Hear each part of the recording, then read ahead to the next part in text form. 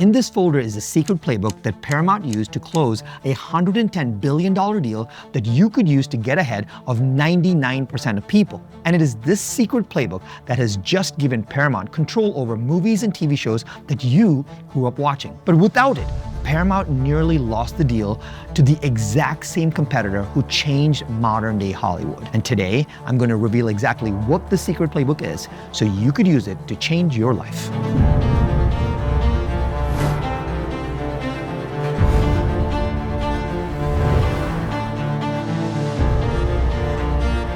Now, first we need to understand how Warner Brothers went from Hollywood royalty to the verge of collapse. Back in 2018, Warner Brothers content was at its peak. They had Batman and Harry Potter and Lord of the Rings. And HBO included TV shows like Game of Thrones. But Netflix was starting to prove two things. Number one, streaming movies was more convenient than going to theaters. And number two, a subscription would cost much less than a cable package. This meant that the entire Hollywood business model was going to change forever. And so despite decades of success, Warner Brothers was left dealing with serious problems caused by Netflix and changing consumer behavior.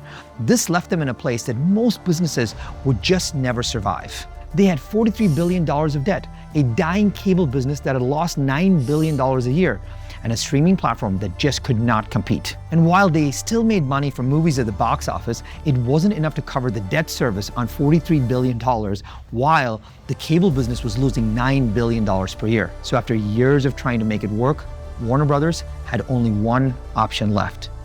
They had to sell.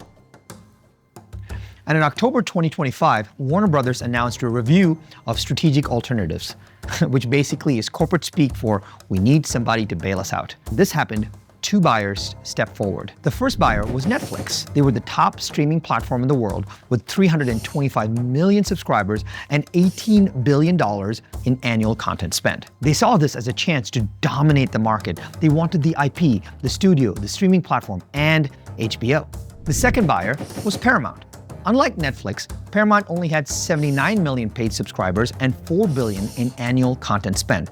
And their streaming platform, which is Paramount Plus, was struggling to catch up with the other platforms like Netflix and Disney and Amazon. For Paramount, buying Warner Brothers was the solution they were looking for.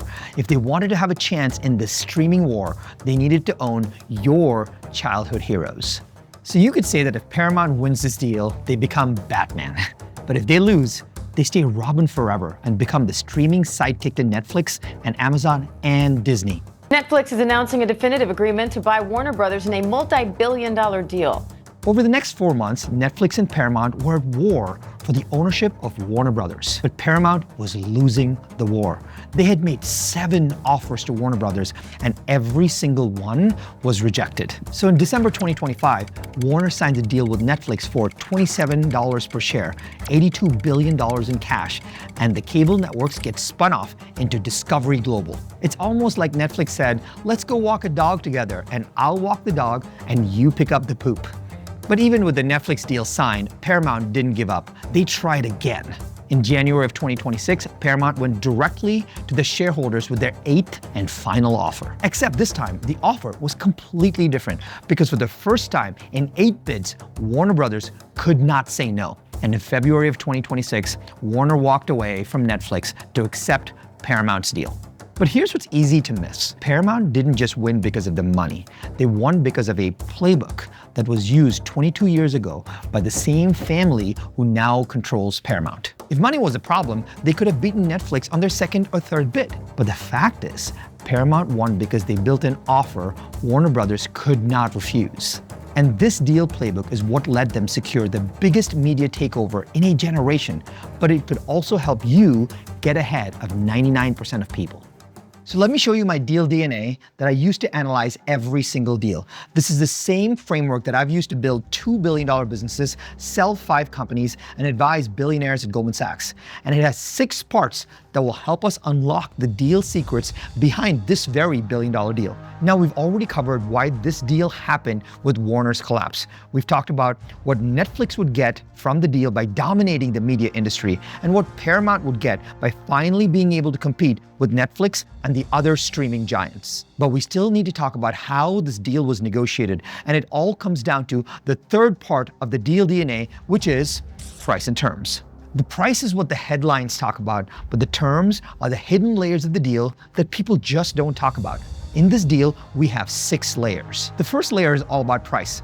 Paramount's opening bid was $19 per share, and this would increase dramatically with every bid that was made to secure this deal. The final price was up to $31. Now, the second layer was the certainty layer. Paramount discovered that they needed to put together an all-cash offer rather than a mix of stock and cash. The reason for this was to give the shareholders a guaranteed dollar amount at closing, the certainty. But at the third layer, even certainty wasn't enough to close the deal. Paramount now had to prove exactly where they were getting the cash from. This is when David Ellison, the majority owner of Paramount, needed the extra support. His dad, Larry Ellison, the founder of Oracle and one of the richest men in the world, had to step in and back up his son with a personal guarantee of $40 billion just to prove that they had the money to make this deal work. But now came the fourth layer of price and terms, the regulatory layer, which was made up of a ticking fee of $1.8 billion. Now, what does that mean? This was a $650 million per quarter fee that would get paid out to the shareholders if the deal dragged on. Now, this would accomplish 2 things. 1, it protects the shareholders against losing any value. And number 2, it motivates Paramount to push through the deal quicker and avoid having to pay these fees. Here's what it actually means. On the surface, this was just a 25-cent per share ticking fee, but it actually was $650 million per quarter for any delays that happened. This brings us to the 5th layer of price and terms, the breakup fee. The breakup fee was something that Netflix had built into their contract with Warner Brothers. And it basically said that if Warner Brothers walks away from this deal, they would get slapped with a fine for leaving. And in this deal, that fine was $2.8 billion to walk away and accept Paramount's offer. But Paramount would build this into their offer and pay the fee for them. Finally, this brings us to the last layer of price and terms, which is the parts versus the whole. Paramount's offer was more appealing because they would take everything that Warner Brothers had. This meant the cable networks, the streaming platforms, and all the IP. This was a better deal than what originally was negotiated with Netflix because Netflix only wanted the good parts. This meant that Paramount was getting the good, the bad, and the ugly by taking the whole exact thing, making this a much more attractive deal for Warner Brothers. So now that we understand how the deal was won in the terms, we can actually talk about where they got the money to fund it. And to do this, we need to use part 4 of the deal DNA, the capital stack. The capital stack is just a money map for ownership and operations, and it generally has 3 layers: senior debt, mezzanine, and common equity. Now let's look at the capital stack for Paramount's deal. First, we have senior debt. Paramount needed $54 billion in new debt to fund this deal, which they got from Bank of America and Citi. Next, we have the mezzanine debt. This is where the hedge fund Apollo supported the takeover of the existing debt. So now the combined companies take on both Paramount's new debt and Warner's existing debt. And this is exactly what made the deal possible because Paramount didn't have to pay off the entire debt. They just needed to wrap it into the new business structure. And finally, we have common equity. In February 2026, Paramount had issued $4.7 billion in equity at $16 a share. David Ellison and Redbird Capital were the buyers. This injected fresh capital into Paramount specifically for this deal that had never existed before. It also gave David Ellison and Redbird more ownership and control over Paramount to eventually buy Warner Brothers. But without David Ellison and without Redbird buying this equity, the whole deal falls apart. The lenders just wouldn't risk $54 billion if Ellison and Redbird didn't prove that they were ready to put their own money on the line. And all of this still came with a serious cost. $88.5 billion of combined debt is the most in media history. And this is where part 5 of the deal DNA comes in: risk. Taking on $88 billion in debt wasn't the only risk that Paramount had taken, because they also had a cable business that was losing $9 billion a year, a streaming platform to build and more content to produce, which also meant spending more money, and almost $10 billion a year in debt service. The bottom line is that Paramount was betting that bigger is better. A bigger platform to them meant more subscribers, more leverage to spend on content, and more growth. If they are right, they could finally compete with the top players. And if they are wrong, this would sink the entire ship. But for Warner Brothers, taking this deal actually meant reducing their risk. Paramount had bought their whole business in an all-cash deal. The deal was backed with the personal guarantee of Larry Ellison. They covered the $2 billion breakup fee with Netflix, and they got the highest share price for their shareholders. In short, Warner got the best price, a bulletproof guarantee, and minimal risk, while Paramount got an insane amount of execution risk. But now, the question is, what does this deal mean for you and me? Does it mean that we get better content? The reality is, if Netflix had won the deal, they would have all the power with no real incentive to create new content. This would have meant more remakes or TV shows that nobody asked for. But since Paramount won the deal, they now need to take creative risks and tell new stories and build new audiences. So Paramount choosing to take this risk could definitely mean better content for you and me. But there was one final play in this deal that very few people knew about. It is a 6-step playbook that was created back in 2003, but run again in 2025. It is called the Ellison Squeeze, and is the exact same playbook that Larry Ellison used to acquire PeopleSoft. The first part of the Ellison Squeeze is the initial offer, and we know from what was covered in price and terms that their initial offer was priced at $19 a share. This was to get them a seat at the table so they could bid on Warner Brothers. The second part is the actual squeeze. This was where Paramount changed their offer based on the data that they were gathering. Remember, Paramount was turned down 7 times during this process, so each new bid was data that they could use to get closer to the final number. But even with the price and terms changing to favor Warner Brothers, they were still saying no to Paramount. And this is where the third part of the Ellison Squeeze comes into play. It's called the board bypass, and it's a hostile tender tactic. Well, what does that mean? This is when a public offer is made directly to the shareholders instead of the board to buy their shares. It's called hostile because it bypasses the board and goes directly to the shareholders. It's like a waiter asking your kids if they want dessert.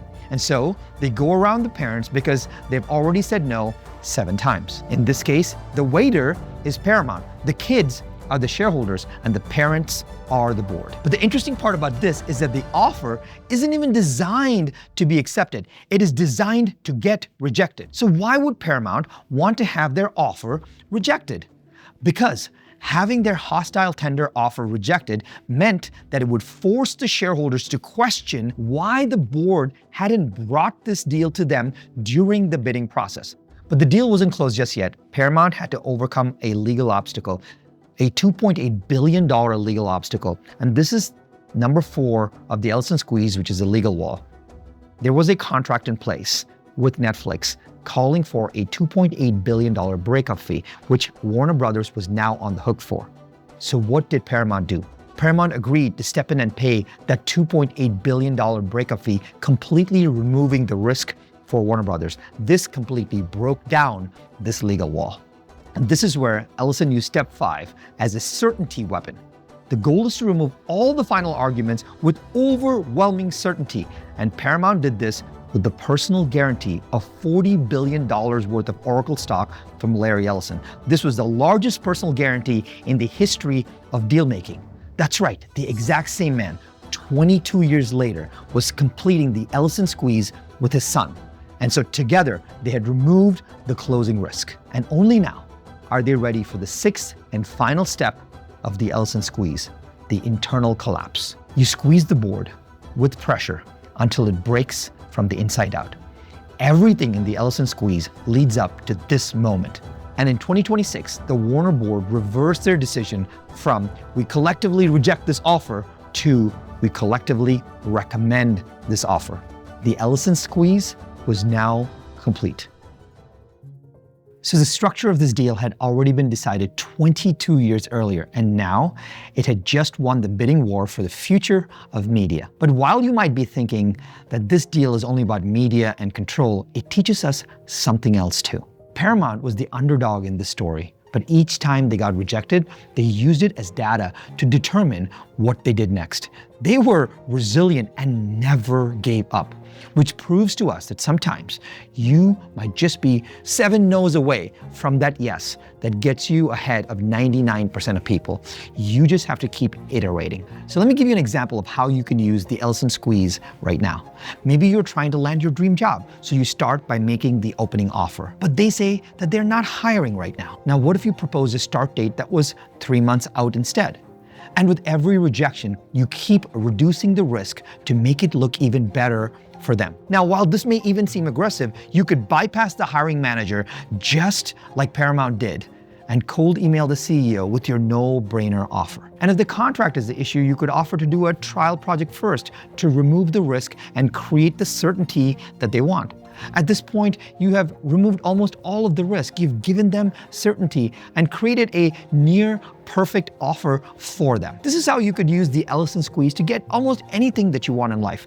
Just like the Ellison family and Paramount did, you could treat each of the 7 no's as an opportunity and not a door being closed on you. I do want to be cautiously optimistic about this deal though, because this deal doesn't actually solve anything for Hollywood just yet. It only decides who gets to make the next decision. For the last 100 years, the stories we grew up with, Batman, Harry Potter, and Lord of the Rings, these worlds were owned by people who built them from the ground up. They were storytellers first and businessmen second. But now they're owned by a family that bought them as a strategic asset. And what they do next can go one of 2 ways. The first is the one Hollywood has shown us too many times already. They take the IP and crank out remakes. They churn out sequels that nobody asked for, and they squeeze every drop of value out of stories that were never theirs to begin with. If that happens, then this deal only changes the economics of streaming, not the quality of the stories that we want to watch. But the second way is way more interesting. And it is the one that makes me genuinely excited about what comes next. Because when you control this much IP in one place for the first time in 100 years, you have the ability to do something that Hollywood has not done in a long time. You can tell new stories, you can take real risks, you can build new worlds that people will talk about for generations. And now the Ellisons have a chance to create the next Harry Potter, the next Batman, and the next thing your kids will grow up loving.